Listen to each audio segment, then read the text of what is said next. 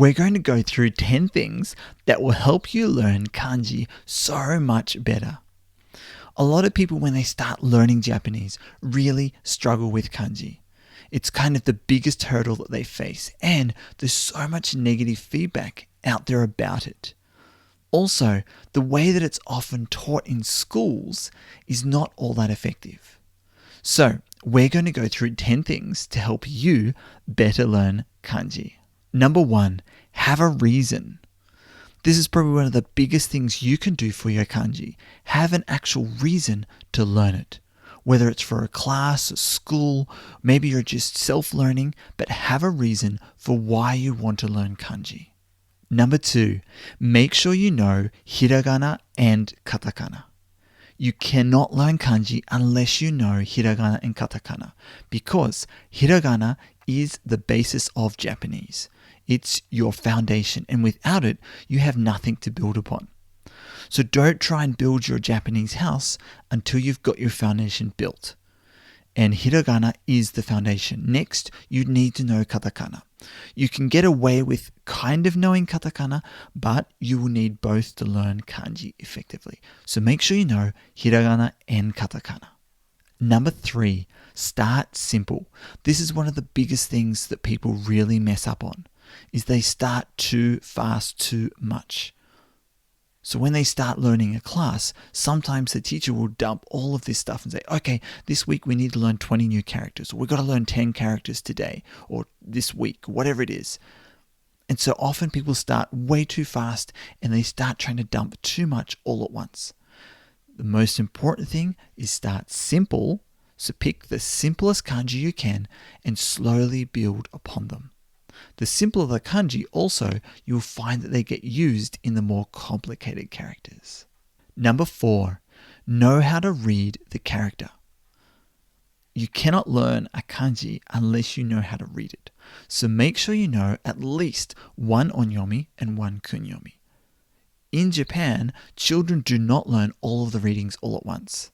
They will usually learn one of the readings and then slowly build upon it. So don't feel like you have to memorize all the ways to read one character before you move on. You can always come back and add onto it.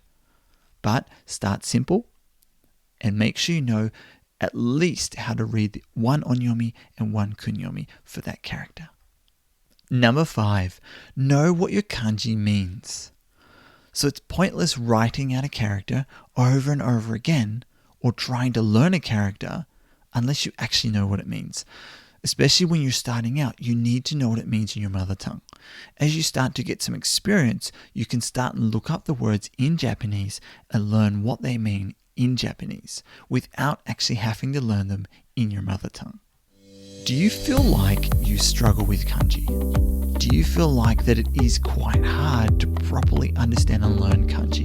I understand how you feel. For over 20 years, I've been studying Japanese, and I've seen people struggle over and over and again with kanji. And so I thought, that's it, I've got to do something about this. And so I've put together a simple course and I've written a book to help people learn characters, but it gives you the tools and teaches you the steps that you can learn any character you want. To learn more, you can go to the Kiku Method website, which is kikumethod.com. There, you can start today. Number 6, learn the different parts of the character. So kanji is built up of lots of different other characters. Each kanji has at least one radical. And it's important that you understand what that radical is. It will help you remember the character so much quicker. Also, if you can learn what all the bits of the character are, often with most characters, you can pull them apart and you'll find out that they're actually made up of a lot smaller characters. So make sure you know what they are because it will help you learn them much quicker. Number 7, turn your character into an image. Kanji is originally built off images. All of the characters that we have today originated from images or from other characters that were images. And so if you can turn your character into an image, it will help you remember it so much quicker. Number 8, know how to write the character. You can't learn a kanji unless you know the proper stroke order. Look it up in a dictionary or online, but make sure you know the strokes and the correct stroke order to write your character. Also, do not practice your character 1,000 times. There are so many more effective ways to learn kanji than to write it 100 times. Number 9. Use your character in a sentence. There's no point learning a character unless you're going to use it. And so, make sure you use your character in a simple sentence that's useful. Don't bother writing out a complicated sentence you'll never use or that's hard to remember. Use it and write it in a simple sentence that you'll actually be able to use. Number 10. Learn other words that your character uses. A great way to do this is to use a dictionary. An online dictionary like jisho.org is a great one because it'll actually show you other words that the character uses. So say pick 2 words and then learn them. This will help to continue to build your Japanese vocabulary so much bigger. And the most important thing of all is to have fun. Enjoy learning Japanese. Enjoy learning kanji. And make the most of it. Share what you learn with friends and have fun. Kanji is not that difficult. It's actually a lot of fun. So these are the 10 steps that will help you better learn kanji. Now, if you'd really like to find out the 5 things that you can do to learn any character, go to the Kiku Method website.